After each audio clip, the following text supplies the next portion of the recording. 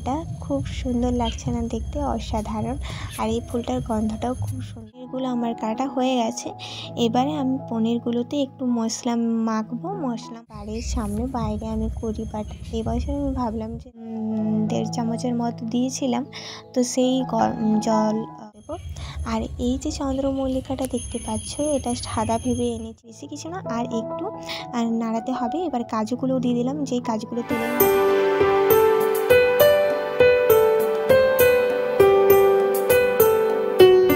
রাধে রাধে।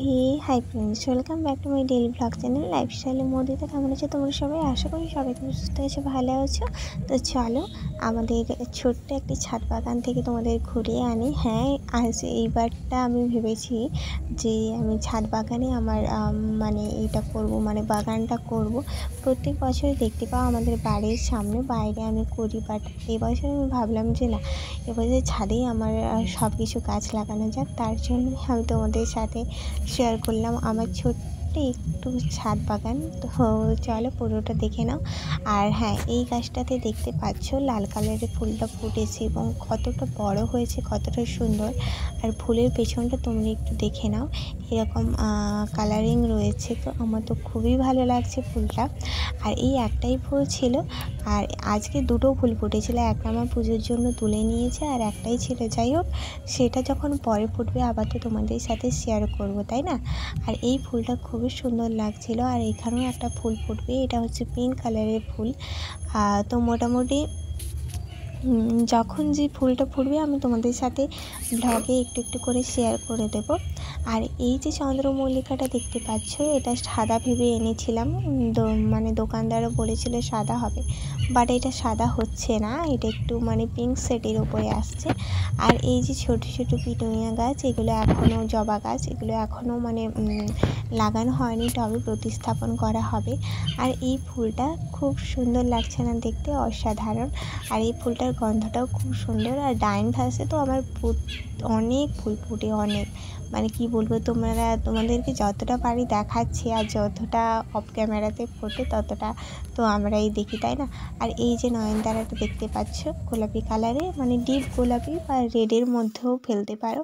আর এই হচ্ছে আমার আজকে ছোট্ট ছাদ বাগানের ভিডিও। কেমন লাগলো অবশ্যই জানিও। আর আজকে আমি তোমাদের সাথে একটা রান্নার রেসিপি শেয়ার করছি। রান্নাটা হলো নিরামিষ চিলি পনির। তো এইটা তৈরি করছি আমাদের বাচ্চাদের ভোগ দেওয়ার জন্য, আর আমাদের ঠাকুরকে ভোগ দেওয়ার জন্য, সবের মানে ভোগের জন্য এই চিলি পনিরটা বানাচ্ছি। দেখো, পনির এখানে আমি 100 গ্রামের 200 গ্রামের মতো কিনে এনেছিলাম, তারপর আমি ফ্রিজে রেখে দিয়েছিলাম। এবার পনিরটা আমি ছোট ছোট করে কেটে নিচ্ছি। তো মোটামুটি সব পনিরগুলো আমার কাটা হয়ে গেছে। এবারে আমি পনিরগুলোতে একটু মশলা মাখবো। মশলা মাখার পরে এটা একটু ঢেকে রাখতে হবে। তো দেখে নাও কী কী মশলা দিচ্ছি। এখানে আমি সামান্য পরিমাণে লবণ দিচ্ছি, একদম সামান্য পরিমাণে, কারণ রান্নার জন্য তো দিতে হবে। সামান্য পরিমাণে লঙ্কা গুঁড়ো দিচ্ছি, কারণ যাতে পনিরের ভেতরে এইসব মশলাগুলো ঢুকে যায়, তার কারণে এই মশলাগুলো দেওয়া। আর এখানে দেখতে পাচ্ছ ময়দা দিচ্ছি 1 চামচ, আর কর্নফ্লাওয়ার দিচ্ছি 1/2 চামচ। তো পুরোটা দেওয়া হয়ে গেছে। তো মোটামুটি এইটা দিয়ে আমি ভালো করে মেখে নেব এবারে।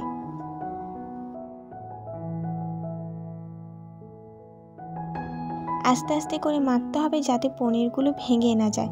মোটামুটি মাখা কমপ্লিট। এবার আমি 15 মিনিটের কি 10 মিনিটের মতো ঢেকে দেবো। এবার শুকনো কড়াইতে ধনে, তারপর জিরে, তারপর গরম মশলা, মানে শুকনো গরম মশলা যেগুলো হয় সবগুলো দিয়ে আমি আস্তে আস্তে করে এটা একটু শুকনো কড়াইতে ভেজে নেব। আর এই যে দেখতে পাচ্ছ, এগুলো মশলাগুলো আমি একটু যেগুলো গোটা গোটা রয়েছে একটু ভেঙে ভেঙে দিচ্ছি। তো হালকা করে নেড়ে তারপর আমি নামিয়ে নেব।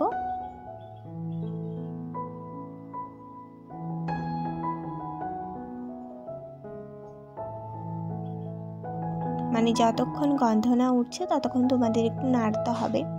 তো মোটামুটি এটা আমার নামানোর পর্যায়ে চলে এসছে। তো আমি ভালো করে নেড়ে নামিয়ে নিলাম। এটাকে এবার আমি মিক্সিতে ব্লেন্ড করে নেব, একদম শুকনো হিসেবে, জল দেব না। আর এখানে দেখো আমি কিছু কাজুও ভেজে নিচ্ছি, কারণ কাজুটা আমি ব্লেন্ড করব। সেরকম কিছু মশলা আমার কাছে ছিল না, এই ধরো ক্যাপসিকাম বা এরকম কিছু দেওয়ার জন্য, মানে মশলা বলতে কি সবজি ছিল না। তার কারণে আমি ভাবলাম যে শুধু কি আদা বাটা একটাই শুধু মশলা দেব। তার কারণে আমি ভাবলাম যে না, এই যে একটু কাজু দেওয়া যাক, তাতে টেস্টটাও খুব সুন্দর আসবে। আর ফার্স্ট টাইম চিলি পনির করছি, তো একটু তো এক্সাইটেডও আছি, বাট ভয় ভয় লাগছে যে কীরকম কি হবে না হবে। যাই হোক, মোটামুটি দেখে যাও তোমরা। এই তো কাজু আমার হয়ে গেছে, এবারে আমিও এটা ব্লেন্ড করে নেব। এবার কড়াইতে দিয়ে দিলাম তেল। এখানে আমি রিফাইন্ড তেল ইউজ করছি, সর্ষের তেল ইউজ করছি না। তো যাই হোক, এই তেলের মধ্যে আমি এবারে দেখে নাও ঘি দিয়ে দিচ্ছি, কারণ কি ঠাকুরের ভোগে একটু ঘি তো দিতেই হয়। ঘি না দিলে আসল যে স্মেলটা সেইটাই আসবে না, তার কারণে আমি ঘি সামান্য দিয়ে দিলাম। আর কিছু কাজু আমি ভেজে নিচ্ছি, মানে এটাও আমি এতে পনির দেব শুকনো হিসেবে, তার কারণে আমি এটা ভেজে নিচ্ছি। তো এই কড়াইতে ভালো করে মানে কাজুগুলো যতক্ষণ না হালকা মতো লাল লাল হচ্ছে ততক্ষণ আমি ভেজে নেব। আর এই ফাঁকে তোমরা যারা যারা আমার ভিডিও আজকে নতুনভাবে দেখছো, অবশ্যই কিন্তু আমার চ্যানেলটা সাবস্ক্রাইব করে রেখো, আর ভিডিওটিতে ছোট্ট করে একটি লাইক করে দিই, এবং পুরো ভিডিওটা দেখে জানিও যে ভিডিওটা তোমাদের কেমন লাগলো। আর ফেসবুক থেকে যারা দেখছো, অবশ্যই কিন্তু ফেসবুক পেজটা ফলো করে রেখো। চলো, আমার কাজু ভাজা হয়ে গেছে, এবার আমি পনিরের যে চিলি পনিরটা করব সেখানে আসা যাক। তো এখানে আমি পনিরগুলো একটা একটা করে ছেড়ে দিচ্ছি তেলের মধ্যে, সেই একই তেলের মধ্যে, তেলটা আমি চেঞ্জ করছি না। তো তেলের মধ্যে আস্তে আস্তে করে ছেড়ে দিতে হবে। দেখতেই পাচ্ছ প্রথমে একটু ঘেটে ঘেটে যাচ্ছিলো। যাই হোক, তেলটা হয়তো আর একটু গরম হওয়ার কথা ছিল। তো ফার্স্ট টাইম করছি, একটু তো মানে অসুবিধা হবেই, তাই না?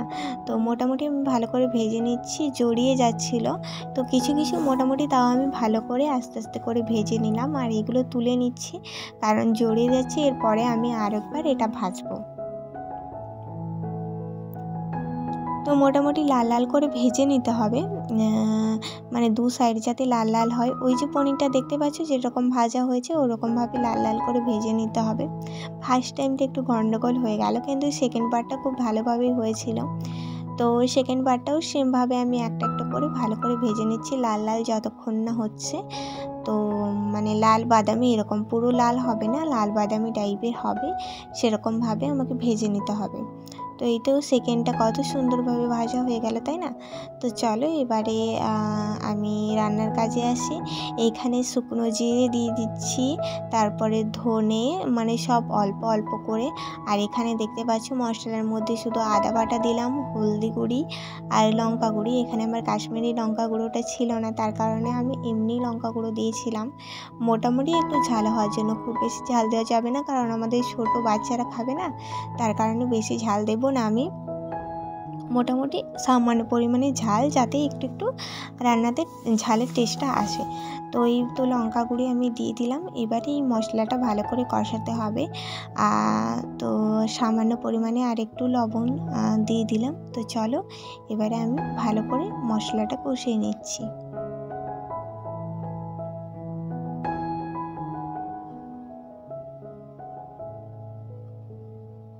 তো এরপর ওই যে ভাজা গরম মশলা যেগুলো আমি ভেজেছিলাম, সেগুলো আমি মিক্স করে নিয়েছিলাম।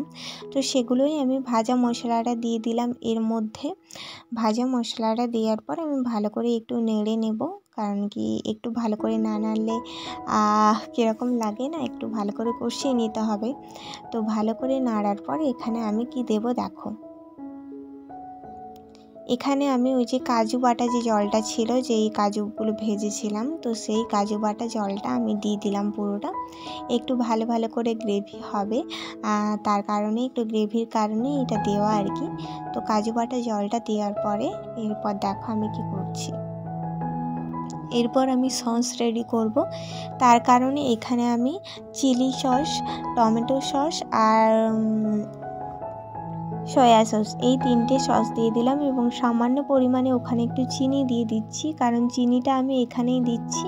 তো চিনি দেওয়ার পরে আমি এই জিনিসটা, আমার সসটা যেহেতু রেডি হয়ে গেছে, এবার আমি সসটাই মশলাটার মধ্যে দিয়ে দেবো, তাতে একটা সুন্দর টেস্ট আসবে। তোমরা চাইলে এক একটা কড়াইয়ের মধ্যেও দিতে পারো, বাট আমি একসাথে মিক্স করে দিয়ে দিলাম। তো মোটামুটি এইভাবেই আমি করে নিচ্ছি। তো সসটা দেওয়ার পর আমি নাড়তে থাকবো যতক্ষণ না তেলটা ছেড়ে দিচ্ছে মশলা থেকে। তো তেল ছেড়ে দিয়েছে, এরপরে আমি কর্নফ্লাওয়ার গোলা জলটা দিয়ে দিলাম। কর্নফ্লাওয়ার 1.5 চামচের মতো দিয়েছিলাম। তো সেই জল গোলাটা আমি এবারে এই মশলার মধ্যে দিয়ে ভালো করে এবার নাড়াতে থাকবো। তারপরে যতক্ষণ না গ্রেভি হচ্ছে, একটু মোটা মোটা হচ্ছে, ততক্ষণ আমি একটু ওয়েট করব।